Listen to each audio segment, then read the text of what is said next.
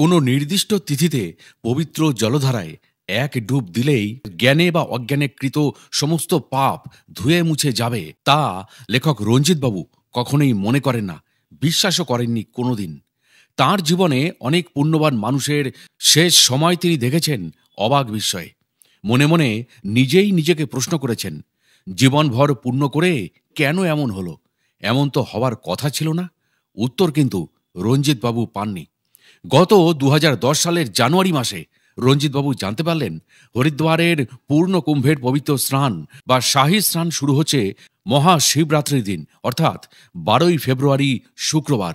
যখন লেখক রঞ্জিতবাবুর মনটা একটু দোলাচলে দোদুল্যমান, ঠিক তখনই অর্থাৎ 15ই মার্চ 2010-এর সোমবার সকাল 10টা নাগাদ হরিদ্বার থেকে বরফানি দাদাজি মহারাজের ফোন তিনি পেলেন। বরফানি দাদাজি মহারাজ রঞ্জিতবাবুকে বললেন, কুম্ভ মে চলে আও, কানখালে বৈরাগী ক্যাম্প অঞ্চলে আমার আসন পাতা রয়েছে, সিধা ইয়াহা পার চলে আও। রঞ্জিতবাবুর মনের গভীর গোপন ইচ্ছা অন্তর্যামী বরফানি দাদাজি মহারাজ জানতে পেরেই হরিদ্বারে আসতে বলেছেন। বরফানি দাদাজি মহারাজের ফোন পেয়ে তাঁর মনের মধ্যে এক অনাস্বাদিত আনন্দের ফল্গুধারা বইতে শুরু করল। রঞ্জিতবাবু তাঁর কন্যাসম সোমাকে আসানসোলের সাথে সাথে ফোন করলেন। তিনি বললেন, কুম্ভে যাবি? বরফানি মহারাজ যাবার জন্য ফোন করেছেন, যাবি নাকি? সোমা তখন এক কথায় রাজি, ওর আনন্দ আর ধরে না। কিন্তু রেলে রিজার্ভেশন, জানাশোনা যত রঞ্জিতবাবুর এজেন্ট ছিল সবাইকে ফোন করে দুটো টিকিটের কথা বলাতে সবাই প্রায় একই কথা বললেন, একমাত্র হরিদ্বার ছাড়া ভারতবর্ষের আর যে কোনো স্থানের টিকিটের কথা বলুন, করে দেব। হরিদ্বারের কোনো টিকিট এখন করা যাবে না। কিন্তু রঞ্জিতবাবুর স্থির বিশ্বাস ছিল, বরফানি মহারাজ যখন ডেকেছেন তখন যত প্রতিকূলতায় আসুক না কেন হরিদ্বারে তাদের যাওয়া হবেই, এবং তা রিজার্ভেশন করে। রঞ্জিতবাবু এর আগেও বরফানি মহারাজের নানা রকম ঐশী অলৌকিক শক্তির পরিচয় পেয়েছেন। সেই বিশ্বাসের জোরেই তিনি তার মনকে সান্ত্বনা দিলেন। তিনি ঠিক করলেন কলকাতা থেকে সোমাকে নিয়ে 8ই এপ্রিল বৃহস্পতিবার রওনা দেবেন। কিন্তু মনের অঙ্কের সাথে বাস্তবের কোনো যোগচিহ্নই তিনি খুঁজে পাচ্ছেন না। যে চারিধারেই নেগেটিভ সাইন, দিনও এদিকে ক্রমশ ঘনিয়ে আসছে। এবার বোধহয় বরফানিজির আদেশ আর ফলল না। তবু মনের কোণে একটা বিশ্বাসের আলো টিমটিম করে রঞ্জিতবাবুর জ্বলতে লাগলো। শেষ মুহূর্তে একটা পথ তো বেরিয়ে আসবেই। হঠাৎ পরিত্রাতা মধুসূদনের মতো, রঞ্জিতবাবুর ছোট ভাইয়ের মতো শ্রী নিখিলেশ মিত্র আর ক্যান্সার বিশেষজ্ঞ ডাক্তার অশোক রায় তাঁর সমস্ত দুশ্চিন্তা লাঘব করে দিয়ে জানালো, চিন্তার কোনো কারণ নেই। 8ই এপ্রিল আপনারা রিজার্ভেশন করার টিকিটেই হরিদ্বার যাবেন। এদের দুজনের আন্তরিক প্রচেষ্টার ফলও রঞ্জিতবাবুরা হাতে হাতে পেলেন। রঞ্জিতবাবু আর সোমার টিকিট একেবারে কনফার্মড হয়ে গেল। কি করে হলো আজও রঞ্জিতবাবু বুঝে উঠতে পারেননি। নিজের অভিজ্ঞতায় রঞ্জিতবাবু বলতে পারেন, যদি গুরুর প্রতি অটল বিশ্বাস থাকে তবে যত অসম্ভব কাজই হোক না কেন শ্রীগুরুর কৃপায় অবশ্যই সম্ভব হবেই হবে। এতে তাঁর বিন্দুমাত্র কোনো সন্দেহ নেই। কিন্তু যদি কারোর গুরু না থাকেন তাতেও ক্ষতি নেই। যার যে দেবতা বা দেবীর ওপর বিশ্বাস তাঁকেই কায়মনোবাক্যে ডাকতে হয়, ফল পাওয়া যাবেই যাবে। সারদা মা একবার বলেছিলেন, মন্ত্রতন্ত্র জানতে হবে না, কায়মনোবাক্যে প্রার্থনা করে যাও, প্রার্থনার জোরে দেবতার আসনও টলে যায়। এ তো মায়ের কেবল বাণী নয়, আপ্তবাক্য। দেবতার দৃষ্টি বলল রঞ্জিতবাবুদের ওপর। 8ই এপ্রিল বৃহস্পতিবার হাওড়া স্টেশন থেকে শ্রীগুরুদেবের নাম স্মরণ করে আপ 2369 কুম্ভ স্পেশালে রঞ্জিতবাবুরা চড়ে বসলেন। উপাসনা এক্সপ্রেস সপ্তাহে 2 দিন ছাড়ে, আর বাকি 5 দিন এই 2369 কুম্ভ স্পেশাল নিয়মিত যাতায়াত করে। ট্রেনে উঠেই রঞ্জিতবাবুর বেশ আনন্দই হলো। সংরক্ষিত কামরা, একমাত্র এই কামরার বৈধ টিকিট ছাড়া অন্য কোনো যাত্রীর প্রবেশ নিষেধ। যাই হোক, হরিদ্বারে যাত্রা করার আগে পুরনো কাগজ ঘেটে কিছু তথ্য তিনি নোট করেছিলেন তার নিজের ডায়েরিতে। বিশেষ করে পাপ পুণ্যের ব্যাপারে যদি কাজে লাগে, বলা যেতে পারে হোমওয়ার্ক করে নেওয়া। ডায়েরিটা বন্ধ করে এক মনে এসবই ভাবছিলেন লেখক রঞ্জিত কুমার মজুমদার। কখন যে আসানসোল পেরিয়ে গেছে তা বুঝতেও পারেনি। স্পেশাল ট্রেন হলে কি হবে, হাওড়া থেকে ছাড়ার পর কোথাও থামেনি। হঠাৎই, কি দাদা, অত মনোযোগ দিয়ে এতক্ষণ কি পড়ছিলেন? অমৃত কুম্ভের সন্ধানের মতো কিছু লেখার ইচ্ছা আছে নাকি? লেখক রঞ্জিতবাবুর সামনের বার্থ থেকে কৌতূহলী প্রশ্ন ভেসে এলো। তিনি তাকিয়ে দেখলেন, শুভ্র বসন, মাথায় লম্বা কালো চুল, মুখে দাড়ি গোঁফ সবই কালো, কেবল পায়ের রং ফর্সা, ছিপছিপে গড়নের এক ভদ্রলোক, মুখে হালকা হাসি। রঞ্জিতবাবুর মনে হলো বয়স তাঁর নিজের মতোই। প্রশ্ন যখন করেছেন তখন অন্তত সৌজন্যের খাতিরে রঞ্জিতবাবু বললেন, আপাতত তেমন কোনো ইচ্ছা নেই। আপনারা সাধুসন্ত ব্যক্তি, আপনাদেরই কাছে যাচ্ছি মনের বিশেষ কিছু প্রশ্নের উত্তর জানবার জন্য। ইচ্ছে করেই পাপ পুণ্যের কথাটা তিনি জানালেন না। আগে তো রঞ্জিতবাবু জানবেন ওনার প্রকৃত পরিচয় কি, নাম ধাম ইত্যাদি। ইচ্ছা করেই রঞ্জিতবাবু নিজের নাম ধাম বলে জানতে চাইলেন ওনার পরিচয়। তিনি বললেন, আমার নাম প্রদীপানন্দ ব্রহ্মচারী। শ্রী শ্রী মায়ের ব্রহ্মলীন হওয়ার পর আমি 1984 সালে সন্ন্যাস মন্ত্রে দীক্ষা নিই পূজ্যপাদ স্বামী শিবানন্দ গিরির কাছে। জগৎগুরু শঙ্করাচার্য যে 10 সম্প্রদায় করেছিলেন তার মধ্যে গিরি এক সম্প্রদায়। যেমন আমরা গিরি সম্প্রদায়ভুক্ত। সন্ন্যাস ধর্মে দীক্ষিত হয়ে পরবর্তীকালে আমি বহুদিন কানখাল আশ্রমে কাটিয়েছি। পরে পরিব্রাজন করতে পাড়ি দিয়েছি। এখনও পরিব্রাজনই করে চলেছি। আমার থাকার কোনো নির্দিষ্ট স্থান নেই, কোনো আশ্রম বা শিষ্য টিষ্য করিনি। কিছু পরিচিত ব্যক্তির অকৃত্রিম ভালোবাসায় কোনো রকমের দিন গুজরান করি। আপনি আমাকে প্রদীপ বা প্রদীপদা যা মনে হয় তাই বলে ডাকতে পারেন। ভবঘুরে মানুষের নামের কোনো দরকার হয় না। রঞ্জিতবাবু বললেন, ঠিক আছে, তবে একটা কৌতূহল তো থেকেই যাচ্ছে। রঞ্জিতবাবু বলে ফেলেন, ভবঘুরে লোকেরা কি আপনার মতো এত গুছানো হয়? আপনার ফুলে ওঠা দুটো ব্যাগ দেখে তো মনে হচ্ছে বেশ গোছগাছ করেই পুণ্যি করতে বেরিয়েছেন আপনি। আমাদের মতো গৃহী লোকেরা কোথাও গেলে যেমন জামা কাপড় খাবার দাবার নিয়ে ভালোভাবে তৈরি হয়ে বেরোয়, আপনিও তো তার ব্যতিক্রমী নন। তারপর ইচ্ছা করেই রঞ্জিতবাবু একটু খোঁচা মেরে বললেন, স্টেশনেও দেখলাম বেশ কিছু লোক এসেছিল আপনার সাথে আপনাকে সি অফ করতে, অথচ বলছেন আপনার কোনো স্থায়ী জায়গাই নেই থাকবার। আপনার কথার সাথে তো কোনো মিল খুঁজে পাচ্ছি না। রঞ্জিতবাবুর খোঁচা গায়ে না মেখেই প্রদীপানন্দজি হেসে বললেন, আপনার দৃষ্টি তারিফ করার মতো। আমাকে যারা ভালোবাসেন তারাই এসেছিলেন। এদের মধ্যেই কেউ না কেউ গুছিয়ে দিয়েছেন আমার ব্যাগ দুটো। রঞ্জিতবাবু আবার জেরা করলেন তাকে, আজ আপনি কোথা থেকে এলেন? প্রদীপানন্দজি বললেন, আজ এসেছি কল্যাণী থেকে। গতকাল কিন্তু অন্য স্থানে ছিলাম। তারপর উর্দু শায়রিতে বললেন, শহর কি হার সড়ক পর হ্যাঁ आसिया हमारा, रहने का कोई मुकाम नहीं, সারা জাহাঁ है हमारा। বলেই রঞ্জিতবাবুকে জিজ্ঞাসা করলেন, অর্থটা বুঝলেন কিছু? জাহাঁ শব্দটি হলো উর্দু শব্দ, অর্থাৎ হলো জগৎ। এত রাস্তাঘাট থাকতে থাকবার জন্য ভাবতে যাব কোন দুঃখে? রঞ্জিতবাবু তাকে জিজ্ঞাসা করলেন, কানখালে নিশ্চয়ই আপনাদেরই আশ্রমে উঠবেন? রঞ্জিতবাবুর প্রশ্ন শুনে ব্রহ্মচারী ঠাকুর হঠাৎ গম্ভীর হয়ে গেলেন। গম্ভীরভাবে জবাব দিলেন, না, আর যেখানেই থাকি না কেন গরুমার আশ্রমে থাকবো না। রঞ্জিতবাবু ভাবলেন, ব্রহ্মচারী ঠাকুর বলেন কি? কুম্ভে যাঁরাই আসেন আগে থেকে অন্তত থাকার ব্যবস্থা করেই আসেন। যাঁরা দীক্ষিত তারা আগে খোঁজ করেন তাদের আশ্রমের শাখাসঙ্গ হরিদ্বার কানখালে আছে কিনা, যাতে কয়েকটা দিনের জন্য ঠাঁই মেলে মূল আশ্রমে বা আশ্রমের ক্যাম্পে। আর ইনি নিজের আশ্রম থাকতেও 9 এপ্রিল শুক্রবার রাত প্রায় 8:15 নাগাদ 19 ঘন্টার মধ্যে প্রায় 13 ঘন্টা নরক যন্ত্রণা ভোগ করে বহু আকাঙ্ক্ষিত হরিদ্বারে এসে পৌঁছালেন রঞ্জিতবাবুরা। ঠেলে ঠুলে স্টেশনের বাইরের চত্বরে এসে খোলা হাওয়ায় বুক ভরে তাঁরা নিঃশ্বাস নিলেন। প্রায় 1.5 দিনের না খাওয়া শরীরটা ট্রেনের কষ্ট ভুলে যেন তরতাজা লাগছে। ধীরে সুস্থে রঞ্জিতবাবু, সোমা আর ব্রহ্মচারী ঠাকুর স্টেশন চত্বর থেকে বড় রাস্তায় এসে পৌঁছালেন। বাইরে এসে রঞ্জিতবাবু তো অবাক। এ কোন হরিদ্বার? এখানে এর আগে বেশ কয়েকবার তিনি এসছেন। তাঁর তো পরিচিত স্থান। অন্য সময় এই রাত 9টায় শুনশান হতে শুরু করে, দোকানপাট বন্ধ হয়ে যায়। বিক্ষিপ্তভাবে 3-4টে রিক্সা আর 2-1জন সাইকেল আরোহীর অলস গমন ছাড়া চোখে তেমন কিছুই পড়ত না। কিন্তু কুম্ভ মেলার দৌলতে এখন হরিদ্বার এবং তার সংলগ্ন স্থানের পরিবেশই সম্পূর্ণ পাল্টে গেছে। দোকানপাট সবই খোলা, জনাকীর্ণ রাস্তা, চোখ ধাঁধানো নিয়ন লাইটের দৌলতে যাকে বলে মস্ত এক উৎসব নগরীতে সেজে উঠেছে হরিদ্বার। রেল রিক্সার ভেঁপু, অটো আর প্রাইভেট গাড়ির হর্নের ঘন ঘন শব্দ কিছুতেই মনে করতে দিচ্ছে না রঞ্জিতবাবুকে রাত ক্রমশ বাড়ছে। ভিড় কমার কোনো লক্ষণই রঞ্জিতবাবু দেখতে পাচ্ছেন না। তার ওপর ক্রমাগত ট্রেন এসে থামছে। ট্রেন যেমন তার আরোহীদের ছেড়ে দিয়ে চলে যাচ্ছে, তেমনি সেই ছড়িয়ে পড়া আরোহীদের চাপ বাড়ছে রাস্তায়, রিকশায় আর অটোতে।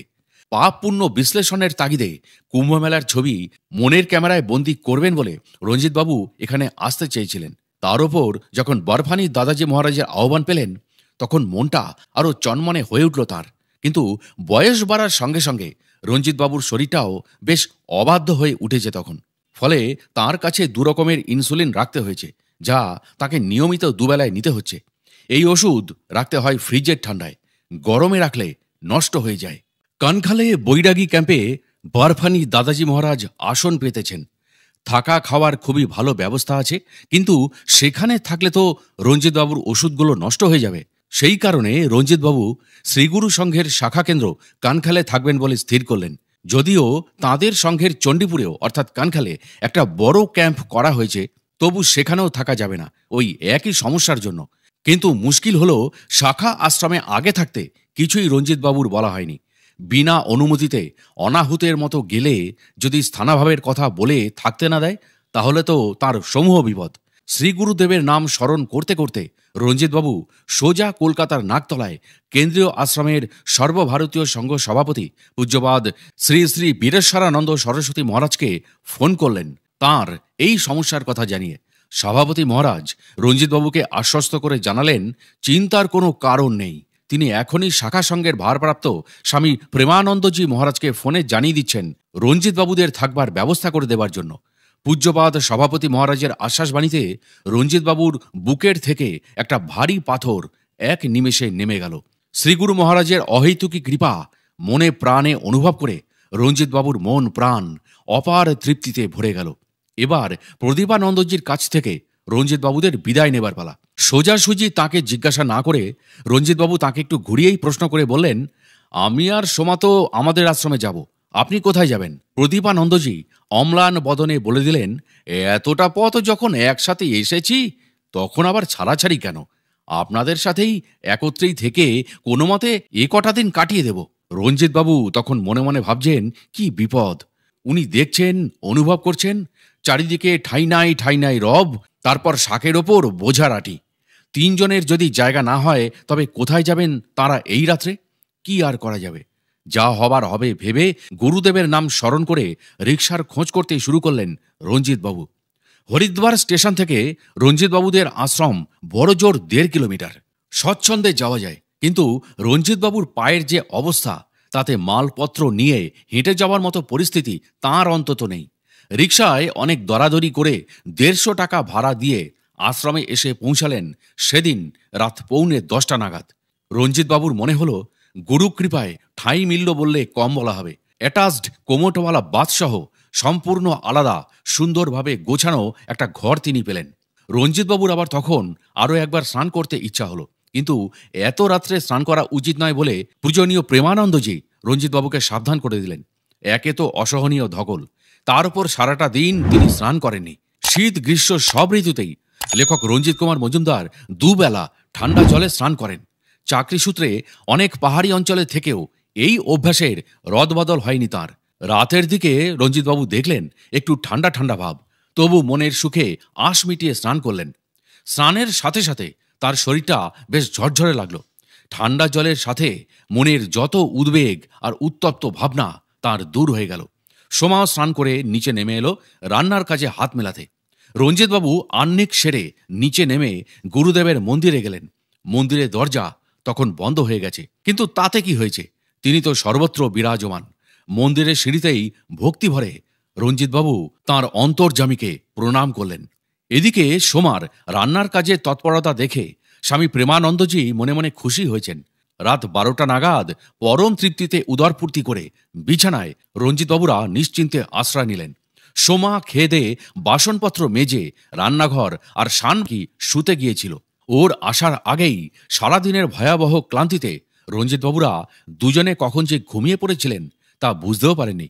পরদিন ভোর 5টার সময় সোমা একরকম জোর করেই রঞ্জিতবাবু আর ব্রহ্মচারীজিকে ঘুম থেকে ডেকে তুলে জানালো, গতকাল রাতে আশ্রমের স্বামীজির কাছ থেকে সে জেনে নিয়েছে আশ্রমের কাছেই শ্রীকৃষ্ণ সদন বলে একটা আশ্রম আছে, আর আছে ওদের নিজস্ব গঙ্গার ঘাটও। সোমার কড়া হুকুম, এখনই ওই ঘাটে গিয়ে স্নান করে যত তাড়াতাড়ি সম্ভব বৈরাগী ক্যাম্পে বরফানি দাদাজির শিবির খুঁজে বার করতে হবে। অগত্যা এক প্রকার বাধ্য হয়েই রঞ্জিতবাবুরা তিনজনেই বেরোলেন গঙ্গা স্নানের উদ্দেশ্যে।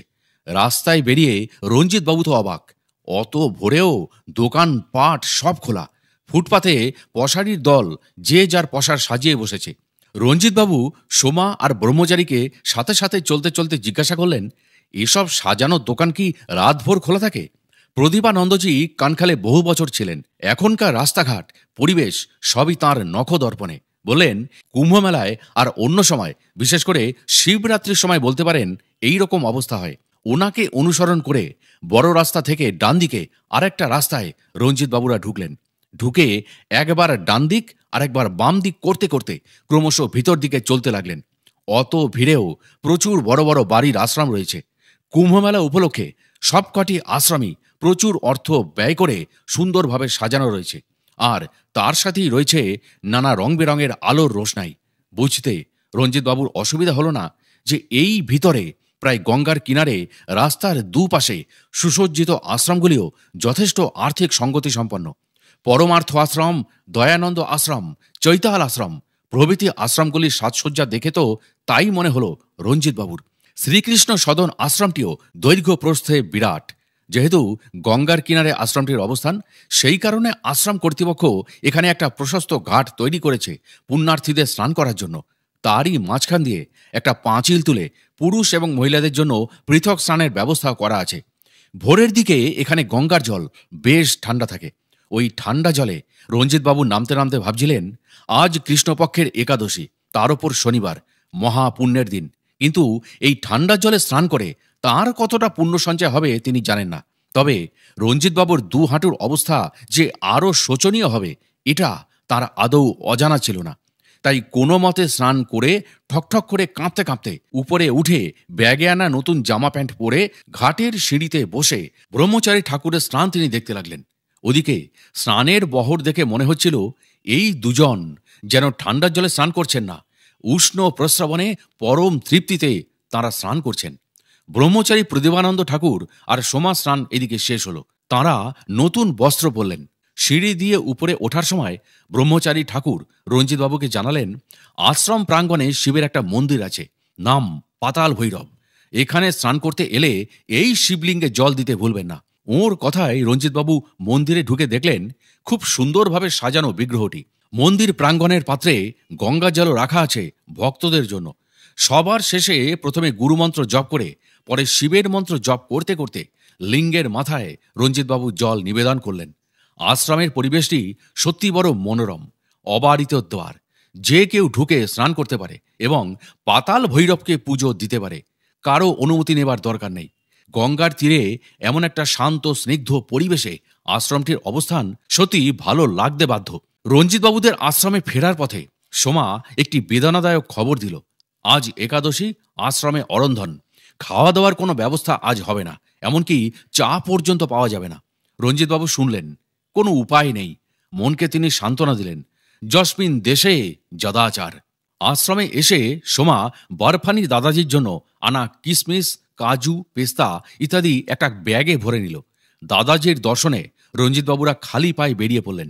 তাঁদের আশ্রম থেকে বেরিয়ে বড় রাস্তা, ডান দিকে গেছে হরিদ্বার যাওয়ার রাস্তা, আর বাম দিকে প্রায় 1 কিলোমিটার পথ গিয়ে ছোট একটা ব্রিজ পার হলেই শুরু হচ্ছে বৈরাগী ক্যাম্পের বিস্তীর্ণ অঞ্চল। একেই রঞ্জিতবাবুর পায়ে ব্যথা ছিল, তারপর সকালের ঠান্ডা গঙ্গা জলে স্নান করে পায়ের অবস্থা তখন তার বেশ শোচনীয়। পা তখন তার আর চলতে চাইছে না।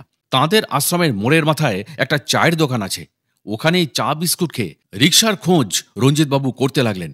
যে রিকশাওয়ালাকেই বৈরাগী ক্যাম্পে যাওয়ার কথা তিনি বলেন, সেই 70 থেকে 80 টাকা দর চাইছে। আশ্রমের স্বামীজি ঠিকই বলেছিলেন তাকে, এবারের কুম্ভে রিকশাওয়ালাদের পোয়াবারো। 5 টাকার ভাড়াটা 50, 60, 80 যে যা খুশি দর হাঁকছে। বাইরের লোক রাস্তাঘাট চেনে না, নিরুপায় হয়ে রিকশাওয়ালাদের ওপরই ভরসা করতে হচ্ছে। আর এই সুযোগের সদ্ব্যবহারও ওরা করছে। এখান থেকে বৈরাগী ক্যাম্প 15 থেকে 20 মিনিটের বেশি পথ নয়, গুটি গুটি পায়েই যাওয়া যায়। নিতান্ত পায়ে ব্যথার জন্য রিকশার খোঁজ করছেন রঞ্জিতবাবু। বেশ কিছুক্ষণ দাঁড়িয়ে এক দয়ালু রিকশাওয়ালা পেলেন, যিনি 50 টাকায় যেতে রাজি হলেন। গুরুদেবের নাম স্মরণ করে সোমাকে নিয়ে উঠে পড়লেন রঞ্জিতবাবু সেই রিকশায়। সোমা তাঁর লেখা অমরকণ্টকের বারফানি দাদাজি মহারাজ বইটা হিন্দিতে অনুবাদ করেছে।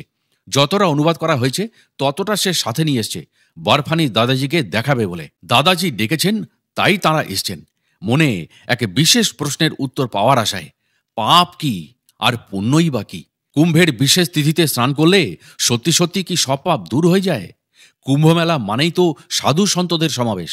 ভারতবর্ষের বাইরে থেকেও প্রচুর মহাত্মা এখানে আসেন। নানান সম্প্রদায় আর নানান আদর্শের, নানান দর্শনের, নানান মতবাদের মেলবন্ধন হয় এই কুম্ভে। বারফানি দাদাজিকে দিয়েই রঞ্জিতবাবু প্রথমে শুরু করবেন।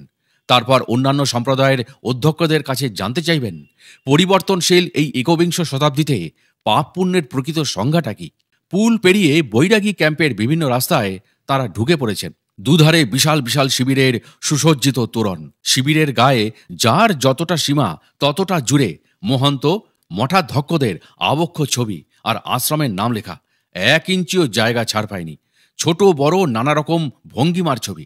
অবাক বিস্ময়ে রঞ্জিতবাবুরা দুধার দেখতে দেখতে যাচ্ছেন। বেশ কিছুটা যাওয়ার পর রিকশাওয়ালা বিদ্রোহ ঘোষণা করে রিকশাটা দাঁড় করিয়ে দিল। 50 টাকায় বহুত দূর আ গিয়া। আর এগোতে গেলে ভাড়া আরো বেশি দিতে হবে বলেই রিকশাওয়ালা নট নরেনচরণ হয়ে গেল। অগত্যা সোমাও নেমে গেল।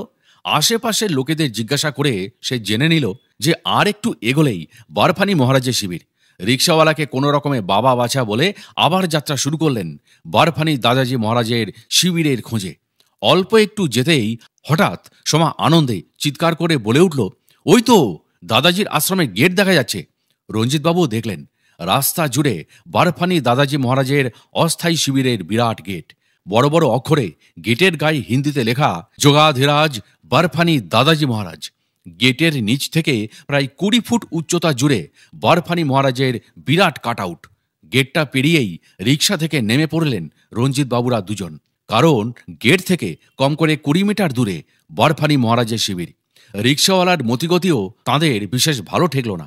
যদি একবার জিদ ধরে তবে আরও কম করে 30 টাকা তাদের গুনতে হবে। কুম্ভমেলায় বরফানি দাদাজি মহারাজের শিবির অন্যান্য শিবিরগুলো থেকে লেখক রঞ্জিতবাবু কেন জানেন না একটু আলাদা মনে হলো তাঁর। যদিও বাকি শিবিরগুলোর সাথে সাযুজ্য বজায় রেখেই এই শিবিরটা বানানো হয়েছে। বিশাল বড় গেট, দুপাশে অতন্দ্র প্রহরীর মতো প্রাইভেট সিকিউরিটির ব্যবস্থা করা হয়েছে। মাটিতে হাত দিয়ে রঞ্জিতবাবু মাথায় তুলে নিলেন। কত হাজার হাজার পুণ্যার্থীর পদধূলি মিশে আছে এই মাটিতে। এক অপার্থিব আনন্দে ভরে গেল লেখকের মনটা।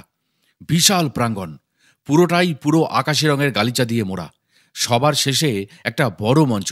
মঞ্চের উপরেও বরফানিজির পূর্ণাবয়ব বেশ বড় একটা পেন্টিং।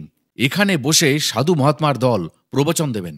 মঞ্চটিও ফুল আর আলো দিয়ে পরিপাটি করে সাজানো। শামিয়ানায় ঢাকা বিশাল আঙিনা ঘিরে উপরে ঝুলছে প্রচুর সিলিং ফ্যান। প্রবেশদ্বার দিয়ে ঢুকেই বাম দিকে রয়েছে কবিরাজি ওষুধের একটা বড় স্টল। এখানে বড় ফেস্টুনে বড় বড় হিন্দি হরফে লেখা আছে এখানে বিনামূল্যে নানান রোগের ওষুধ দেওয়া হয়। তারই লাগোয়া আরও একটি স্টল, নানা ধরনের ধর্মমূলক পুস্তক এবং বরফানিজি সম্পর্কিত নানা তথ্যমূলক গ্রন্থ। এখানে নগদ মূল্য দিয়ে নিজের পছন্দ অনুযায়ী বই কেনা যায়। চারিদিকটা ভালো করে রঞ্জিতবাবু দেখে নিলে তারপর তার নজরে পড়ল বাম প্রান্তের এক কোণায় শিষ্য ভক্তদের দ্বারা পরিবৃত হয়ে একটা সুন্দর লাল গদিতে মোড়া সিংহাসনে বসে আছেন বরফানি দাদাজি মহারাজ। মাথায় রাজকীয় উষ্ণীষ। রঞ্জিতবাবুর সুপরিচিত ছবি বা মানুষ লোকের সযত্নে রক্ষিত বরফানি মহারাজের মূর্তি। পোশাক পরিচ্ছদের সাথে কোনো মিল নেই, তবে এটা সত্যি বরফানি মহারাজকে এই নতুন রূপে দেখতে মন্দ লাগছে না। কিন্তু দূর থেকে রঞ্জিতবাবু আর সোমা বরফানি মহারাজকে শ্রদ্ধা আপ্লুত নয়নে দর্শন করছেন। অন্তত 200-300 লোক এই সকালেই এসে হাজির হয়েছে স্বয়ং বরফানি মহারাজের শ্রীহস্তে লাগানো তিলক কপালে ধারণ করেছে, কিন্তু কেউ আর ওঠার নাম করছে না। রঞ্জিতবাবুর ইচ্ছা রয়েছে আজই তাঁকে তাঁর যা জিজ্ঞাসা তা জিজ্ঞাসা করবেন। তাছাড়া তাঁদের সংঘ সভাপতি পূজ্যপাদ স্বামী বীরেশ্বরানন্দজির একটা ছবিও তিনি সাথে এনেছেন। ওনার কিছু আধ্যাত্মিক প্রশ্ন আছে বরফানিজির কাছে, তাও জেনে নিতে হবে। কিন্তু এই ভিড়ে লেখক রঞ্জিত কুমার মজুমদার সামনে যেতেই পারছেন না। জিজ্ঞাসার উত্তর তাহলে পাবেন কি করে? বরফানি দাদাজি মহারাজ সরাসরি তাঁর দিকে তাকিয়ে ওনার কাছে যেতে ইশারা করলেন। সামনে বসে থাকা ভক্তদের একটু সরে যেতে বললেন। সবাই ঘাড় ঘুরিয়ে রঞ্জিতবাবু আর সোমাকে কৌতূহল ভরে দেখতে লাগলো। ভাবছে হয়তো সকন্যা কোনো ভিআইপি দাদাজির দর্শনে এসেছে। রঞ্জিতবাবুরা যথারীতি দাদাজির একদম সামনে এসে হাজির হয়ে প্রণাম করে টিকা পড়লেন। প্রথমে দাদাজি তাকে জিজ্ঞাসা করলেন, কবে এসেছেন? এই শিবিরেই আছেন তো? রঞ্জিতবাবু প্রথমেই বিনয়ের সাথে জানালেন যে সাথে আছে দুটো ওষুধ, সে দুটো ওষুধ ফ্রিজে না রাখলে নষ্ট হয়ে যাবে। তাই কাছেই তাদের শ্রীগুরু সংঘ আশ্রম, সেখানে ফ্রিজ আছে। তাই গতকাল রাতে সেখানেই রঞ্জিত কুমার মজুমদার উঠেছেন। সোমার সাথে বরফানি দাদাজির পরিচয় রঞ্জিতবাবু করিয়ে দিলেন। এ কথাও তিনি জানালেন যে তাঁর ইচ্ছানুযায়ী রঞ্জিতবাবুর ওই বাংলা বইটি সোমাই হিন্দিতে অনুবাদ করছে। অনেকখানি অনুবাদ হয়ে গেছে। তাঁকে দেখাতে পাণ্ডুলিপিটা সঙ্গে এনেছে। আগ্রহ ভরে বরফানি দাদাজি মহারাজ সোমার হাত থেকে পাণ্ডুলিপিটা নিয়ে কয়েকটা পাতা নেড়েচেড়ে দেখলেন, খুবই খুশি হলেন। রঞ্জিতবাবু এবার ব্যাগ থেকে স্বামী বীরেশ্বরানন্দজির ছবিটা ওনার হাতে দিয়ে স্বামীজির নাম এবং বর্তমান পদের কথা বলে স্বামীজির আধ্যাত্মিক প্রশ্নগুলোর উত্তর জানতে চাইলেন। বরফানি দাদাজি মহারাজ স্বামীজির ছবিটা খুব ভালো করে দেখে প্রশ্ন করলেন, উনি কি কুম্ভে এসেছেন? রঞ্জিতবাবু জানালেন, না, আগামী 12 এপ্রিল সকালে আসবেন। 12 ও 13 তারিখ থেকে 14 এপ্রিল শাহী স্নান করে ওই দিনই দিল্লি হয়ে প্লেনে কলকাতায় ফিরে যাবেন। বরফানি দাদাজি মহারাজ যেন শুনতে পেলেন না। এইরকম ভাবে আবার বরফানিজি জিজ্ঞাসা করলেন যে বীরেশ্বরানন্দজি কবে আসছেন? রঞ্জিতবাবু আবার যথারীতি একই উত্তর দিলেন। বরফানি দাদাজি রঞ্জিতবাবুর কথা শুনে আপন মনেই তাঁর ভুরু দুটো কুঁচকে বেশ কয়েকবার বললেন, 12 থেকে 13 তারিখ। দাদাজির এই ভাবান্তরের কারণ রঞ্জিতবাবু কিছুই বুঝতে না পেরে ওনার মুখের দিকে ফ্যালফ্যাল করে শুধু তাকিয়ে রইলেন। রঞ্জিতবাবুর মনে হল বরফানি দাদাজি মহারাজ স্বামী বীরেশ্বরানন্দজির ব্যাপারে খুবই চিন্তামগ্ন। কিছুক্ষণ বাদেই আবার স্বাভাবিক হয়ে গেলেন এবং রঞ্জিতবাবুকে ছবিটা ফেরত দিয়ে বলেন, সব ঠিক হয়ে যাবে। তারপর স্বামীজির সব প্রশ্নের উত্তর দিলেন। যে সংশয় ভাবনা নিয়ে বরফানি মহারাজের কাছে লেখক রঞ্জিত কুমার মজুমদার ছুটে এসেছিলেন, এবার তার নিরসনের জন্য তিনি বরফানিজিকে প্রশ্ন করলেন, ভগবান, পাপ কি আর পুণ্যই বা কি? বিনা কারণে মানুষকে হত্যা করে সারা জীবন কুকর্মে লিপ্ত থেকে যাকে অশাস্ত্রীয় ভাষায় বলে মহাপাতক, সে যদি এই পূর্ণ কুম্ভে শাহী স্নানের দিন গঙ্গায় ডুব দেয়, তবে কি তার সারা জীবনের পাপ সব ধুয়ে মুছে যাবে? বরফানি দাদাজি মহারাজের সামনে বসে থাকা ভক্তের দল এতক্ষণে বুঝে গেছে যে ওনার সাথে রঞ্জিতবাবুদের একটা মধুর সম্পর্ক আছে। না হলে এমন দীর্ঘক্ষণ কেবল তাঁদের সঙ্গেই এত কথা বরফানিজি বলবেন কেন? রঞ্জিতবাবুর প্রশ্ন শুনে ভক্তের দলও একটু নড়ে চড়ে বসল। হয়তো এই রকম প্রশ্ন এর আগে কেউ শোনেনি। বরফানিজি কি উত্তর দিচ্ছেন শোনা যাক। এইরকম একটা আগ্রহ তৈরি হয়েছে সেখানে উপস্থিত ভক্তদের মধ্যে। বরফানিজি রঞ্জিতবাবুর প্রশ্ন শুনে কিছুক্ষণ চুপ করে থেকে চারিধারে তার অন্তর্ভেদে দৃষ্টিতে দেখতে লাগলেন। বেশ কয়েক মিনিট পরে তিনি পূর্ণ দৃষ্টিতে রঞ্জিতবাবুর দিকে তাকিয়ে বলতে শুরু করলেন, পাপ পুণ্যের বিচার করা খুবই কঠিন কাজ। এ বিষয়ে নানান জনের নানান মত আছে, ব্যাখ্যাও আছে। বিশদভাবে বুঝিয়ে না দিলে বোঝাও কঠিন। তবু সহজভাবে বলা চলে, যে কাজ করলে মনে অনুশোচনা হয় সেটাই পাপ। একটা কথা জেনে রেখো, মানুষ দুনিয়ার লোককে সহজেই ফাঁকি দিতে পারে, কেবল ফাঁকি দিতে পারে না নিজেকে। নিজের কাছে, বিবেকের কাছে সে ধরা পড়বেই। এই একটা মাত্র ইন্দ্রিয় ভগবান তার শ্রেষ্ঠ জীব মানুষকে দিয়েছেন, যা অন্য কোনো প্রাণীর মধ্যে নেই।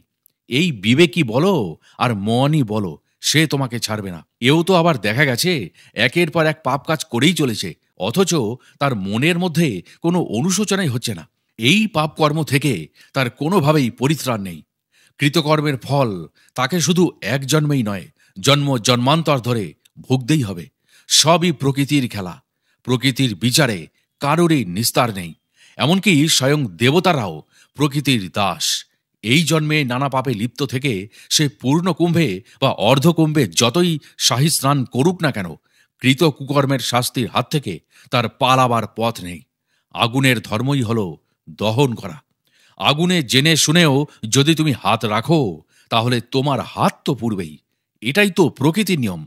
আর পুণ্য, পুণ্য হলো সৎকর্ম, বিনা স্বার্থে এবং কোনো বিশেষ উদ্দেশ্যে সকলের চিন্তা না করে কারোর জন্য ভালো কিছু করে যদি মানসিকভাবে অপার্থিব আনন্দ লাভ করতে পারো, তবে তাকে পুণ্য কাজ বলা হয়। এই পুণ্য কাজের ফল কিন্তু সুদূর প্রসারী।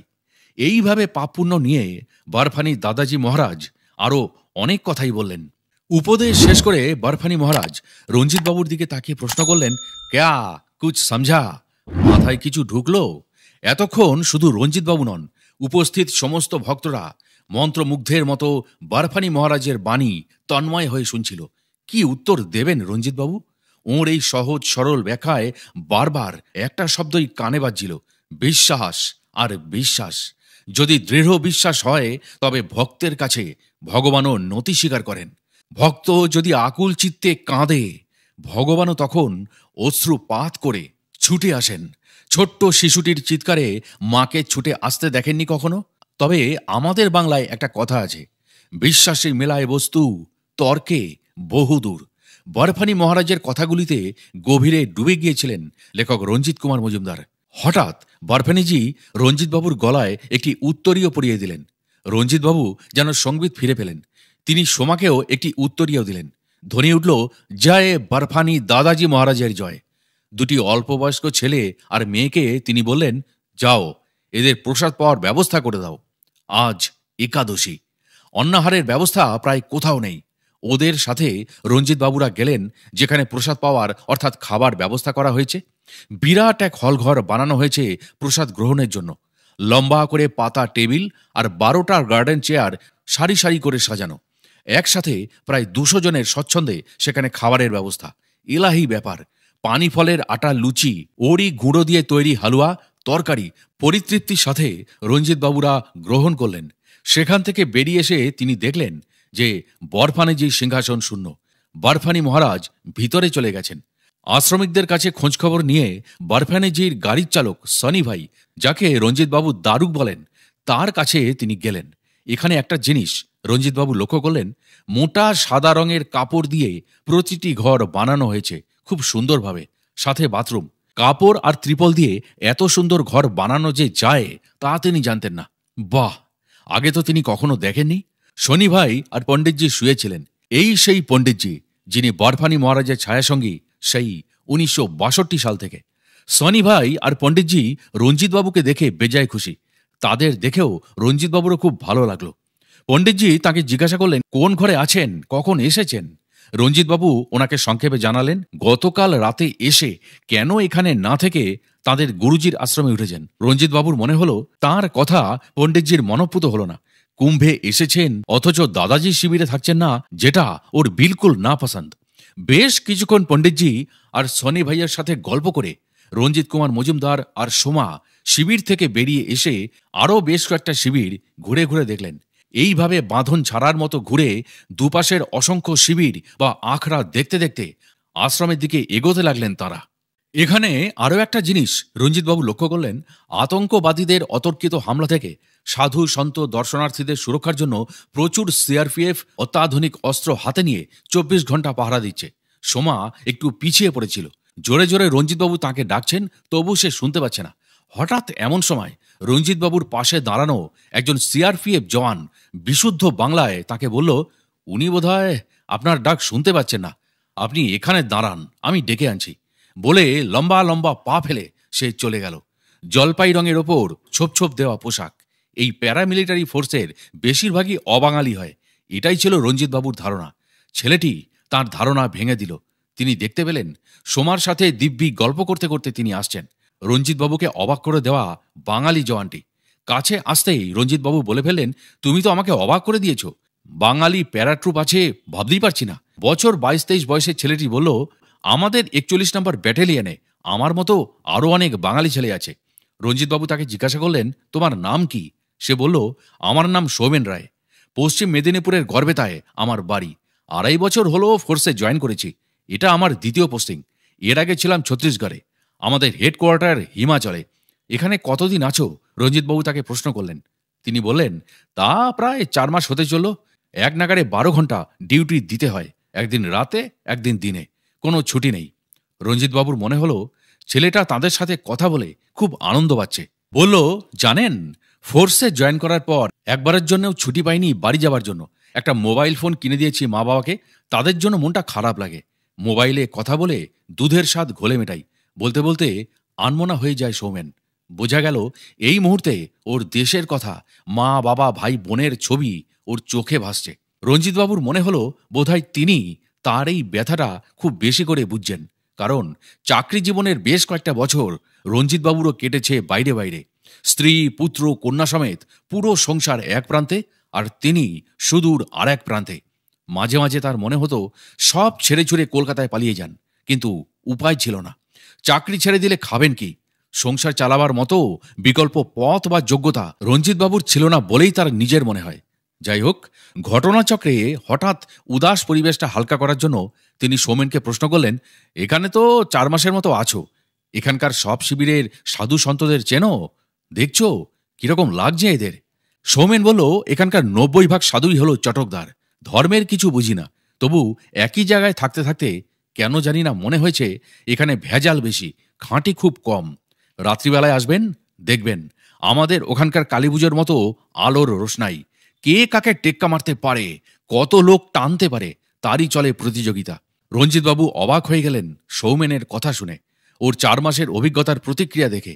ওর কাছ থেকে বিদায় নিয়ে হাঁটতে হাঁটতেই আশ্রমের পথ ধরলেন রঞ্জিতবাবুরা।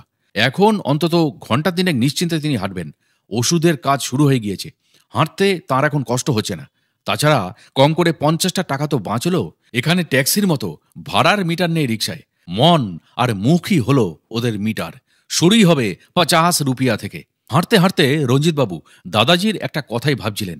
দাদাজি বারবার একটা কথারই বেশি গুরুত্ব দিয়েছেন, বিশ্বাস যদি দৃঢ় হয় তবে ভক্তের কাছে স্বয়ং ভগবানও নতি স্বীকার করেন। অটল বিশ্বাস থাকলে অসম্ভব সম্ভব হয়। পারমার্থিক জগৎটাই তো নির্ভর করছে অখণ্ড বিশ্বাসের ওপর। তাই প্রত্যেক মানুষের জেগে ওঠা ভক্তি আর বিশ্বাসের ওপর অগাধ আস্থা রাখো। কথাগুলো চিন্তা করতে করতে হঠাৎই রঞ্জিতবাবুর 1967-68 সালের কিছু ঘটনা মনে পড়ে গেল। তখন তিনি খুবই ঘন ঘন নানান কবরস্থানে সন্ধেবেলায় যেতেন, বিশেষ করে কলকাতার পার্ক সার্কাস অঞ্চলের একটি কবরখানায়। এখানে থাকতেন অশীতিপর বৃদ্ধ এক ফকির। শুক্রবার দিনটা সাধারণত রঞ্জিতবাবু সেখানে যেতেন না। বিকেল থেকেই হিন্দু ও মুসলমান ভক্তদের ভিড় হতো। তিনি প্রত্যেকের কথা মন দিয়ে শুনে যথাবিহিত ব্যবস্থা করতেন। দক্ষিণা 10-20 পয়সা। রঞ্জিতবাবু কোনো বিশেষ প্রয়োজনে যেতেন না। বৃদ্ধ ফকির বাবার কথাবার্তা তার নিজের খুব ভালো লাগতো, তাই সপ্তাহে কম করে 3 দিন তো তিনি সেখানে যেতেনই। সন্ধেবেলায় যেতেন, ঘণ্টা 2 থেকে নানান আলোচনা করে 8:30-9টা নাগাদ তিনি ফিরে আসতেন। ফকির বাবা চা খেতে খুব ভালোবাসতেন। একা ওই কবরখানার এক কোণে একটা কুঁড়ে ঘরে থাকতেন। দুজনের কথার ফাঁকে মাটির ভার রঞ্জিতবাবু নিয়ে আসতেন। কখনো সখনো রসিকতা করে রঞ্জিতবাবু বলতেন, এই নির্জন কবরখানায় একা থাকতে ভয় লাগে না? দাঁতবিহীন ফোকলা মুখে একগাল হেসে সেই ফকির বাবা বলতেন, ভয় লাগবে কেন? তারপর আঙুল দিয়ে কবরস্থানটা দেখিয়ে বলতেন, এই সব জায়গায় যারা চিরদিনের মতো শুয়ে আছে ওরাই তো আমার সাথী। মাঝে মাঝে এসে আমার সাথে গল্পগুজব করে, সুখ দুঃখের কথা বলে। আধো অন্ধকারে ফকির বাবার আবছা মুখটা রঞ্জিতবাবুর কাছে কেমন যেন রহস্যময় লাগে। তার মন বলতো, ফকির বাবা একজন উচ্চকোটির আত্মদর্শী মানুষ। এক রাত্রে ফকির বাবাকে রঞ্জিতবাবু প্রশ্ন করেছিলেন, তোমার কাছে এই যে এত লোক আসে নানা সমস্যা নিয়ে, সবার সমস্যার সমাধান হয়? উত্তরে উনি বলেছিলেন, আরে বেটা, আমি সমস্যার সমাধানের মালিক নাকি? ক্ষুধাত আল্লাহ যেমন হুকুম করেন আমি কেবল তাই তামিল করি। যা কিছু করার খোদ মালিকই করেন। তবে একটা কথা জেনে রাখ, যারা বিশ্বাস করে তারাই ফল পায়, মালিকই ফল দেয়। কবরস্থানে ফকির বাবার কথা শুনতে শুনতে রঞ্জিতবাবু যেন কোন দূর রাজ্যে হারিয়ে যেতেন, বাস্তবে থাকতেন না।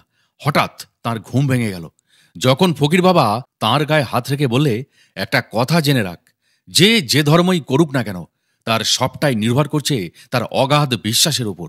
ওটাই ধর্মের বুনিয়াদ। বুনিয়াদ যদি পাকাপোক্ত না হয় তবে বাড়ি যেমন ভেঙে পড়ে যায়, তেমনি তোর সাধনাও ভেস্তে যাবে। তোতা পাখির মতো শেখানো বলি শুধু আউড়ে যাবি, এক পাও এগোতে পারবি না। ফকির বাবার কথা লেখক রঞ্জিত কুমার মজুমদার শুনেছিলেন আজ থেকে প্রায় 40-42 বছর আগে। আবার আজ এই 2010 সালের বরফানি দাদাজি মহারাজের কাছে তিনি শুনলেন সেই অকপট বিশ্বাসের কথা। চাই অখণ্ড অটুট বিশ্বাস। কানখালে বৈরাগী ক্যাম্প এলাকায় আসার পর রঞ্জিতবাবুর মনের কোণে একটা আশা যেমন জেগেছে, তেমনি একটা প্রশ্নও জেগেছে। পূজ্যপাত পরমহংস যোগানন্দজি তাঁর পৃথিবী বিখ্যাত গ্রন্থ অটোবায়োগ্রাফি অফ এ যোগী, যার বঙ্গানুবাদ যোগী কথামৃততে তিনি জানতে পারেন পরমহংস যোগানন্দজির গুরুদেব শ্রী শ্রী যুক্তেশ্বর গিরি 1894 সালে জানুয়ারি মাসে কুম্ভমেলা উপলক্ষে প্রয়াগে গিয়েছিলেন এবং সেখানে সাধু নামধারী কিছু ভণ্ডের কীর্তিকলাপ দেখে মনে মনে বেশ অসন্তুষ্ট হয়ে সঙ্গমের অপর প্রান্তে ঝুঁসেতে গিয়েছিলেন প্রকৃত সাধুদের দর্শন লাভের আকাঙ্ক্ষায়। কারণ সঙ্গমে যে ভিড় ছিল তার তুলনায় ঝুঁসিতে অনেক কম ছিল। যেহেতু কুম্ভমেলার মূল আকর্ষণ ছিল ঝুঁসি, অপর প্রান্তে তাই জনস্রোত ওদিকেই বেশি ছিল। এই তথ্য শ্রদ্ধেয় অমরেন্দ্রনাথ রায়ের যোগ ও ক্রিয়াযোগ ও তৎসাধন গ্রন্থে রঞ্জিতবাবু পেয়েছিলেন। এই ঝুঁসিতেই আসন পেতেছিলেন অনেক উচ্চকোটির মহাত্মা। এখানেই শ্রী শ্রী যুক্তেশ্বর গিরি মহারাজের দর্শন এবং কথোপকথন হয় মহাবতার বাবাজি মহারাজের সাথে। বাবাজি মহারাজের সাথে আলাপচারিতায় নিজের আশাহতের কথা বাবাজি মহারাজকে অকপটে জানান যুক্তেশ্বর গিরি মহারাজ। তার প্রত্যুত্তরে মহাবতার চমৎকার একটি কথা বলেছিলেন প্রশিষ্য শ্রী শ্রী যুক্তেশ্বর গিরি মহারাজকে। মহাবতার বলেছিলেন, পৃথিবীতে সব জিনিসই ভালো মন্দ মিশানো, যেমন থাকে চিনির সঙ্গে বালি। সুতরাং চতুর পিঁপড়ের মতো হও, বালি ফেলে রেখে চিনির দানা খুঁটে নাও। অবশ্য যদিও অনেক সাধু সন্ন্যাসী এখানে এখনো মায়া আর ভ্রান্তির বশে ঘুরে বেড়াচ্ছেন, তবু মেলাতে এমন কোনো কোনো মহাত্মাও আছেন যাঁদের প্রকৃত ঈশ্বর লাভ হয়েছে। পরম শ্রদ্ধেয় শ্রী শ্রী যুক্তেশ্বর গিরি মহাশয়ের সাথে রঞ্জিতবাবু তখন সম্পূর্ণ একমত। আরও অবাক করার বিষয় হল, উনি আজ থেকে প্রায় 116-17 বছর আগে প্রয়াগের কুম্ভমেলায় গিয়ে সাধু নামধারী যেমন ভণ্ডের দল দেখেছিলেন, এখনও সেই ধারাই চলেছে, ভবিষ্যতেও হয়তো চলবে। পাপ পুণ্যের সন্ধানে এসে রঞ্জিতবাবু এখানে অনেক কিছুই দেখছেন, যেখানে ত্যাগের দ্যুতির থেকে প্রগাঢ় অন্ধকারের দিকটাই চোখে পড়ছে বেশি তাঁর। 12 এপ্রিল 2010 সাল দুপুর বেলা 12টা রঞ্জিতবাবুদের আশ্রমের সর্বভারতীয় সংঘ সভাপতি পূজ্যপাত শ্রী শ্রী বীরেশ্বরানন্দ সরস্বতী স্বামী বিজ্ঞানানন্দজি আরও দুজন গুরুভাই কানখালের শাখা সঙ্গে এসে পৌঁছালেন। কলকাতা থেকে প্লেনে দিল্লি, তারপর বাই রোডে কানখালে। দোতলায় দুটি ঘর আগে থেকেই গুছিয়ে রাখা হয়েছিল তাঁদের জন্য। এখন তাঁর সঙ্গে দেখা করা উচিত হবে না মনে করে মাইক্রোটেপ রেকর্ডারটি রঞ্জিতবাবু গুছিয়ে রাখলেন। যে উদ্দেশ্যে এসেছেন সে বিষয়ে নিজে ঘুরে ঘুরে যেমন দেখেছেন, প্রয়োজনে টেপও করেছেন। সোমাকে হরকিপৌরির আনাচে কানাচে সব দেখিয়ে রঞ্জিতবাবু আবার আশ্রমের দিকে পা রাখলেন। তাড়াতাড়ি আসার জন্য পেইন কিলার ট্যাবলেট খেয়ে আসতে রঞ্জিতবাবু ভুলে গেছেন। ফলে ফেরার পথে হাড়ে হাড়ে তিনি টের পাচ্ছেন পা দুটো তাঁর আর আজ্ঞাবহ নয়, রীতিমতো বিদ্রোহ ঘোষণা করে দিয়েছে। এখানে রাত 8:30-9টার পর যানবাহন আবার চলতে শুরু করে। ছোট ছোট গাড়ি যাত্রীতে বোঝাই হয়ে নাকের ডগা দিয়ে হুসহুস করে বেরিয়ে যাচ্ছে। একটা খালি রিক্সাকে আসতে দেখে তার পিছনে দলে দলে লোক ছুটছে। রিক্সাওয়ালা কখনো দয়া করে সামনে এসে গেলে একসঙ্গেই সকলেই তার উপর হুমড়ি খেয়ে পড়ছে।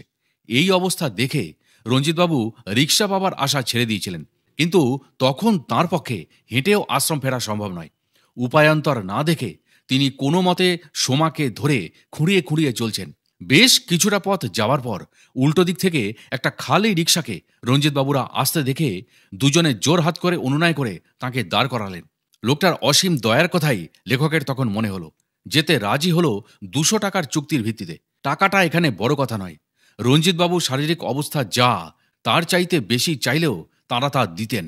আশ্রমে পৌঁছে উঠোনে বসে স্বামী প্রেমানন্দজি, বিজ্ঞানানন্দজি আর 3-4 জন গুরুভাই মিলে রঞ্জিতবাবুরা গল্প করছেন। এমন সময় মহারাজের পরিচারক রঞ্জিতবাবুকে এসে জানালো, মহারাজ আপনাকে এখনই ডাকছেন। জরুরি ইত্তেলা পেয়ে রঞ্জিতবাবুর সাথে সাথে দোতলায় চলে এলেন। নিচে যখন গল্পগুজব করছিলেন তখন সোমা তাঁকে পেইন কিলার ট্যাবলেট এনে দিয়েছিল গরম চায়ের সাথে। ভাগ্যিস রঞ্জিতবাবু খেয়েছিলেন। দোতলায় বীরেশ্বরানন্দজির ঘরে ঢুকে রঞ্জিতবাবু দেখলেন মহারাজ হামাগুড়ির মতো করে বসে ক্রমাগত কাশছেন। সারা শরীর দিয়ে তার দরদর করে ঘাম ঝরছে। রঞ্জিতবাবু জিজ্ঞাসা করলেন, এভাবে রয়েছেন কেন? শারীরিক কোনো কষ্ট হচ্ছে? বীরেশ্বরানন্দজি তখন হাঁপাতে হাঁপাতে কোনো প্রকারে বললেন, বুকে অসহ্য ব্যথা, আপনি রতনকে মানে বিজ্ঞানানন্দকে ডাকুন। রঞ্জিতবাবু চিৎকার করে বিজ্ঞানানন্দজিকে আর সোমাকে ডাকলেন। তাঁর চিৎকার শুনে সবাই মহারাজের ঘরে দৌড়ে এলো। বিজ্ঞানানন্দজিও মহারাজের ঘরে দৌড়ে এলেন। বিজ্ঞানানন্দজি বীরেশ্বরানন্দজি মহারাজের ওই অবস্থা দেখে বললেন, ব্যাপারটা সুবিধাজনক মনে হচ্ছে না, এখনই হাসপাতালে নিয়ে যেতে হবে। তড়িঘড়ি বীরেশ্বরানন্দজিকে ধরে গাড়িতে বসিয়ে কাছেই বাঙালি মোড়ে রামকৃষ্ণ মিশন সেবাশ্রম হাসপাতালে তখনই নিয়ে যাওয়া হলো। রঞ্জিতবাবুরা কয়েকজন গুরু ভাই মিলে হাঁটতে হাঁটতে উদ্বিগ্ন চিত্তে হাসপাতালের এমার্জেন্সি ওয়ার্ডে এসে দেখলেন বীরেশ্বরানন্দজিকে ভর্তি করে ডাক্তার আর নার্সরা এই মুহূর্তে যা যা করণীয় তা শুরু করে দিয়েছেন। মুখে অক্সিজেনের মাস্ক পরানো, প্রেশার মাপা, ব্লাড সুগারের র্যান্ডাম টেস্ট সবই বিদ্যুৎ গতিতে হয়ে গেছে। একজন নার্সকে রঞ্জিতবাবু চুপি চুপি জিজ্ঞাসা করলেন, ব্লাড প্রেশার কত? উত্তরে তিনি জানতে পারলেন ওপর আর নিচের দুটোই হাই। প্রেশারটা নামানোর জন্য মেশিন বসানো হয়েছে। স্যালাইন ড্রিপ দেওয়ার জন্য ডান হাতে চ্যানেল করে স্যালাইন চালু করাও হয়ে গেছে। এর মধ্যে দুটো ইঞ্জেকশনও দেওয়া হয়ে গেছে। রোগীর পাশে একজন নার্স এক ঠাঁয়ে দাঁড়িয়ে মনিটর করে যাচ্ছেন। কিছুক্ষণ বাদে ইসিজিও করা হয়ে গেল। রঞ্জিতবাবুরা দূর থেকে ডাক্তারবাবুদের তৎপরতা দেখে অবাক হয়ে যাচ্ছেন। ঘন ঘন রোগীর কাছে আসছেন, পরীক্ষা করছেন, নার্সকে নির্দেশ দিচ্ছেন। রঞ্জিতবাবুরা এক একজন গিয়ে রোগীর অবস্থা সম্বন্ধে ডাক্তারবাবুদের একই প্রশ্ন কিছুক্ষণ অন্তর করে যাচ্ছেন। এত প্রশ্নের মধ্যেও কিন্তু কোনো বিরক্তি বা অসন্তোষ ভাব ডাক্তারবাবুদের মধ্যে রঞ্জিতবাবুরা দেখলেন না। শান্তভাবে সবার প্রশ্নের জবাব দিয়ে যাচ্ছেন। রাত প্রায় 1টা নাগাদ ডাক্তারবাবুরা ফোন করে রেডিওলজিস্টকে ঘুম থেকে ডেকে তুলে আনলেন এক্স রে করাবার জন্য। রঞ্জিতবাবু তখন বারণ সত্ত্বেও বীরেশ্বরানন্দজি মহারাজের কাছে দাঁড়িয়ে এক মনে শ্রীগুরুর চরণে প্রার্থনা করে চলেছেন। রেডিওলজিস্ট এলেন, মুখে কোনো বিরক্তির ভাব নেই, অত রাতে ডাক পড়ার জন্য। রঞ্জিতবাবুদের সাথে দু একটি মৃদু রসিকতাও করলেন। তারপর নিজের দায়িত্ব সঠিক বা সুষ্ঠুভাবে পালন করে তারপর চলে গেলেন। রঞ্জিতবাবুর মনে হলো এখানকার রোগীরা কত না ভাগ্যবান। আসলে এরা সকলেই হলেন পরম পুরুষ শ্রী রামকৃষ্ণ পরমহংসদেবের সুযোগ্য শিষ্য বিবেকানন্দের ভাবধারায় অনুপ্রাণিত সেবার কাজে উৎসর্গীকৃত এক একটি প্রাণ। সেবার আদর্শ নিয়ে, নিষ্ঠা আর যত্ন নিয়ে পথ চলাই এদের ব্রত এবং সাধনা। হাসপাতালের ভেতরে অস্থায়ীভাবে আরও একটি জরুরি বিভাগ খোলা হয়েছে, সম্ভবত এই কুম্ভমেলার জনস্ফীতির কথা ভেবেই। প্রচুর রোগী আসছে, সবার প্রতি সমান দৃষ্টি, কাজে বিন্দুমাত্র গাফিলতি কিন্তু নেই। হঠাৎই মনে পড়ে গেল 2-3 দিন আগে 10ই এপ্রিলের বরফানি দাদাজির কথা বা অস্ফুট তার কিছু অভিব্যক্তি। বীরেশ্বরানন্দ মহারাজের ছবি দেখে বরফানি দাদাজি মহারাজ বারবার বলছিলেন এই 12-13 এপ্রিলের কথা। এখন রঞ্জিতবাবুর মনে হচ্ছে উনি আগাম কিছু বুঝতে পেরেছিলেন মহারাজের আসন্ন বিপদের রহস্য নিয়ে। সঙ্গে সঙ্গে আবার ভরসাও দিয়েছিলেন, বলেছিলেন কুছ নেহি হোগা, কিচ্ছু হবে না। 13 এপ্রিল ভোর 4:30 সময় সোমা দাদাজির কাছে গেল মহারাজের শারীরিক অবনতির কথা জানাতে। রোজ ভোরবেলায় স্নান করে বরফানি দাদাজির কাছে নিয়মিত যাতায়াত করার ফলে ও দাদাজির বিশেষ স্নেহের পাত্রী হয়ে উঠেছে। সোমাকে দেখেই বরফানি দাদাজি জিজ্ঞাসা করলেন, রঞ্জিত কোথায়? সুযোগ পেয়ে গেল সোমা। গতকাল রাতে বীরেশ্বরানন্দজির হঠাৎ অসুস্থতার কথা সে জানালো। দাদাজি মন দিয়ে সব শুনে অভয় দিয়ে বললেন, ভয় নেই, আজ দুপুরেই ছেড়ে দেবে। রঞ্জিতবাবু সকাল থেকে অন্যান্য গুরুভাইদের সাথে বসে আছেন আর মনে মনে গুরুমন্ত্র জপ করে যাচ্ছেন। গতকাল রাত্রের মতো আজও প্রদীপানন্দজি তাঁর সাথে রয়েছেন। মাঝে মধ্যে ভিতরে ঢুকে মহারাজকে দেখে আসছেন রঞ্জিতবাবু। গতকাল রাত থেকে এক অজানা আশঙ্কায় মাঝে মধ্যেই দু চোখ বেয়ে তার জল গড়িয়ে পড়েছে। এক কোণে শুধু বসে আছেন। প্রদীপানন্দজি তাঁর ভাবান্তর দেখে তাঁর পাশে এসে বসে তাকে সান্ত্বনা দিয়ে বললেন, ইষ্টনাম জপ করুন, সব ঠিক হয়ে যাবে। পুলিশে কাজ করতেন, নার্ভ এত দুর্বল কেন? রঞ্জিতবাবু তার কোনো কথার উত্তর না দিয়ে চুপ করে রইলেন। মহারাজকে প্রথম দিনই রঞ্জিতবাবু দেখেছিলেন সাদা কাপড় আর সাদা চাদর গায়ে আশ্রমের অফিস ঘরে বসে থাকতে। প্রথম একজন শান্ত সৌম্যদর্শন সন্ন্যাসীকে দেখে তার মনে একটা শ্রদ্ধার ভাব জেগেছিল। সেই গুরু। ক্রমশ আলাপ জমে উঠেছিল ধীরে ধীরে। চিন্তাসূত্র রঞ্জিতবাবুর ছিন্ন হয়ে গেল কয়েকজন সাধুর হাঁক ডাকে। একজন বৃদ্ধ সাধুকে অচৈতন্য অবস্থায় ধরাধরি করে এনে ট্রলিতে শুয়ে ইমার্জেন্সি ওয়ার্ডের ডাক্তারবাবুদের ধরে আনলো। প্রদীপানন্দজি একবার উঠে সেই সাধু বাবাকে দেখে এসে বললেন, মরা সাধুকে নিয়ে এসছে। ডাক্তারবাবুরা প্রথমে রোগীর হার্ট ম্যাসাজ করলেন, কোনো ফল হলো না। এরপর ইলেকট্রিক শক দিয়ে নিশ্চিত হলেন সাধুটি বেঁচে নেই। প্রদীপানন্দজি আরেকবার উঠে গিয়ে দন্তহীন মুখ হাঁ করা মৃত সাধুটিকে খুব কাছ থেকে দেখতে লাগলেন। আবার রঞ্জিতবাবুর কাছে এসে বসতে বসতে বললেন, বয়স হয়েছিল, কুম্ভে এসে মারা গেল, ভাগ্যবান। তারপর আবার বেশ দার্শনিকের ভঙ্গিতে বলে উঠল, জন্মালে তার মৃত্যু হবেই, স্থান কাল সব নির্ভর করে কর্মফলের উপর। এমন সময় একজন ডাক্তারবাবু এসে রঞ্জিতবাবুদের জানালেন, মহারাজ বীরেশ্বরানন্দ এখন সম্পূর্ণ সুস্থ, উনি এখন আউট অফ ডেঞ্জার, দুপুরবেলাতেই ছেড়ে দেওয়া হবে, কিন্তু এত গরমে না নিয়ে গিয়ে রোদের তেজটা কমলে বিকেলবেলায় নিয়ে গেলে ভালো হয়। ডাক্তারবাবুর কথাগুলো রঞ্জিতবাবুদের কানে যেন অমৃতবাণী বর্ষণ করল। বীরেশ্বরানন্দজি মহারাজকে বিকেলবেলায় আশ্রমে নিয়ে আসা হলো। আশ্রমের গুরুবনরা গতকাল রাত থেকে আজ দুপুর পর্যন্ত মহারাজের সম্বন্ধে বেশ উদ্বিগ্ন হয়ে সময় কাটাচ্ছিলেন। প্রায় সকলেই হাসপাতালে গিয়েছিলেন দেখতে। 10ই এপ্রিল বরফানি দাদাজি মহারাজ কিছুটা চিন্তাগ্রস্ত হয়ে পড়েছিলেন 12 আর 13 তারিখে মহারাজের জীবনের এই বিপদের আভাস বুঝে নিয়ে। তখন রঞ্জিতবাবু দাদাজির চিন্তাগ্রস্ত হওয়ার অর্থ কিন্তু খুঁজে পাননি। সেই ঘটনা এখন ফাঁকা ঘরে ঢুকে বীরেশ্বরানন্দজি মহারাজকে রঞ্জিতবাবু সবিস্তারে জানালেন। নীরবে মহারাজ সব শুনে গেলেন। তারপর হঠাৎই বললেন, আগামীকাল পূর্ণ অমাবস্যা, আমি গঙ্গায় স্নান করতে যাব। রঞ্জিতবাবু চমকে উঠলেন। বলেন কি, এখনো ডান হাতে স্যালাইনের চ্যানেল করা রয়েছে? ডাক্তারবাবুরা খুলে দেননি, বরং তারা সাবধান করে দিয়েছেন সম্পূর্ণ বিশ্রামে থাকতে হবে, বেশি নড়াচড়া চলবে না, কথা যত কম বলবেন ততই মঙ্গল। এই যার শারীরিক অবস্থা, তিনি কিনা আগামীকাল শাহী স্নান করতে যাবেন গঙ্গায়? রঞ্জিতবাবু হাত জোর করে বীরেশ্বরানন্দজিকে নিষেধ করলেন, কিন্তু তার কথায় কোনো কাজ হলো না। রঞ্জিতবাবু বাধ্য হয়ে বিজ্ঞানানন্দজি আর ওর সাথে যে ভদ্রলোক এসেছিলেন ওকে নিয়ে সবাইকে মিলে বোঝালেন। কিন্তু বীরেশ্বরানন্দজি মহারাজের সেই এক কথা, গুরু কৃপায় যখন এসেছি তখন তোমাদের আনা গঙ্গাজল মাথায় ছুঁয়ে যাব না, গঙ্গায় নেমেই স্নান করব। মহারাজের জেদের কাছে হার মেনে রঞ্জিতবাবুদের মধ্যে আলোচনা করে ঠিক হলো, মহারাজের ডান হাতটা উপরে রেখে যাতে চ্যানেলে জল না ঢুকে যায়, সেই অবস্থায় ওকে চারিপাশে ঘিরে থেকে ওর মনোবাসনা পূর্ণ করা হবে। রাত 1:30 নাগাদ গুরুবনেরা উলুধ্বনি দিয়ে চণ্ডী পাহাড়ের কাছে রঞ্জিতবাবুদের আশ্রমের ক্যাম্পে চলে গেছেন। ওখান থেকে ক্যাম্পের গুরুভাইদের নিয়ে মিছিল করে যাবেন চৈত্র সংক্রান্তি তথা অমাবস্যার শেষ শাহী স্নান করতে। আধো ঘুম আধো জাগ্রত অবস্থায় গুরুবনদের উৎসাহজনক কথাবার্তা শুনতে শুনতে রঞ্জিতবাবু ঘুমিয়ে পড়েছিলেন, কিন্তু সেই সুখনিদ্রা বেশিক্ষণ স্থায়ী হল না। রাত প্রায় 3টে নাগাদ সোমার হাঁক ডাকে রঞ্জিতবাবুর ঘুম ভেঙে গেল। অনিচ্ছা সত্ত্বেও তাকে উঠতে হলো, না হলে সোমার চেঁচামেচি বন্ধ হবে না, শাহী স্নানের পুণ্যি হবে না। প্রদীপানন্দজিকে ডাকার আগেই উনি উঠে বসলেন, বললেন, আপনারা যান, আমি সকালবেলায় যাব। তাই রঞ্জিতবাবুরা শুধু দুজনেই বেরোলেন। হিমেল হাওয়ায় শীত শীত ভাব। বড় রাস্তায় এসে তিনি অবাক হয়ে গেলেন। কে বলবে এখন রাত 3টে, কাতারে কাতারে লোক চলেছে হারকি পৌরির ঘাটে মহাযোগে মহাপুণ্য অর্জন করতে। মহাপুণ্যযোগে সোমা স্নান করে তাড়াতাড়ি বেরিয়ে পড়ল স্টেশনের উদ্দেশ্যে। ও এখান থেকে সোজা অমরকণ্টকে যাবে। বেশ কিছুদিন ওখানে থেকে অমরকণ্টকের বরফানি দাদাজি মহারাজ বইটির হিন্দিতে তর্জমা সম্পূর্ণ করে আনবে। হিন্দি বলয়ের বাঙালি সমাজেও বইটির চাহিদা ক্রমশ বাড়ছে। বরফানি দাদাজির ইচ্ছা বইটা হিন্দিতে অনুবাদ হোক। সকাল 7:30 নাগাদ প্রদীপানন্দ ব্রহ্মচারী নিজেদের আশ্রমে চলে গেলেন। 9:30 নাগাদ সংঘ সভাপতি স্বামী বীরেশ্বরানন্দ সরস্বতীজি নিজের জেদ বজায় রেখে পতিত পাবনী গঙ্গায় স্নান করে তার দলবল নিয়ে অ্যাম্বুলেন্স ছেড়ে দিল্লি রাস্তা ধরলেন।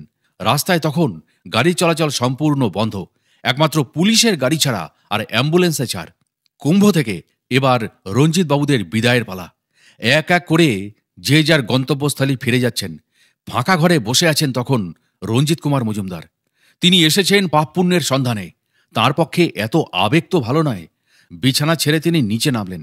কেন তার হরিদ্বারে আসা তা আশ্রমের অধ্যক্ষ স্বামী প্রেমানন্দজি জানেন।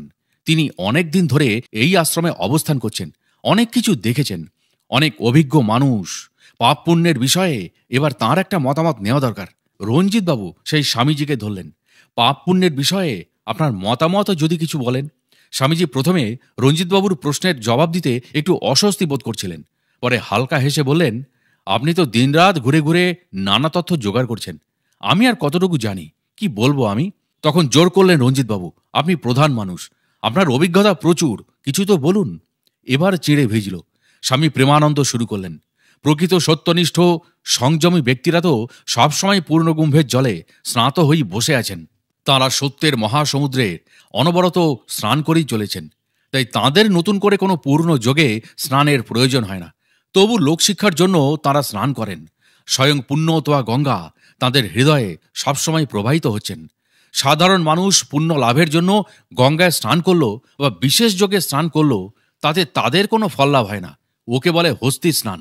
হাতি যেমন স্নান করে আবার পরমুহূর্তে নির্বিচারে ধুলো কাদা মাখে, তেমনি আমরা নানা পাপকর্মে লিপ্ত থেকে হস্তি স্নান সেরে আবার কুকর্মে অধর্মের কাজে জড়িয়ে পড়ি। এতে লাভ কি? এতে আর যা কিছু হোক না কেন, কৃতকর্মের পাপ কখনো কমতে পারে না, তা যত রকম যোগেরই স্নান হোক না কেন। তিনি বললেন, আমি একটা সার কথা বুঝি, বিনা স্বার্থে পরোপকারী হলো পুণ্য, আর পরপীড়নই হলো পাপ। 10টা নিরীহ লোককে খুন করলাম, তারপর তিথি দেখে স্নান করে আমার অপরাধ স্খালন করলাম, তা কখনোই হয় না। স্বয়ং ভগবানও মার্জনা করতে পারবেন না। আগুনের ধর্ম দহন করা। জেনে শুনে আপনি সেই আগুনে পা রাখলে আপনার পা তো পুড়বেই। যদি আপনি সত্যি সত্যি নিষ্পাপ নিষ্কলুষ হন, তবে আগুনের ক্ষমতা নেই আপনাকে পোড়ায়। স্বল্পভাষী স্বামী প্রেমানন্দজির কথাগুলি লেখক রঞ্জিত কুমার মজুমদার শুনছিলেন একেবারে তন্ময় হয়ে। তার চেহারা দেখে বা তার কথাবার্তায় তাকে সত্যি বোঝা কঠিন। আশ্রমে থাকা সেবার রঞ্জিত কুমার মজুমদারের সার্থক হয়েছিল।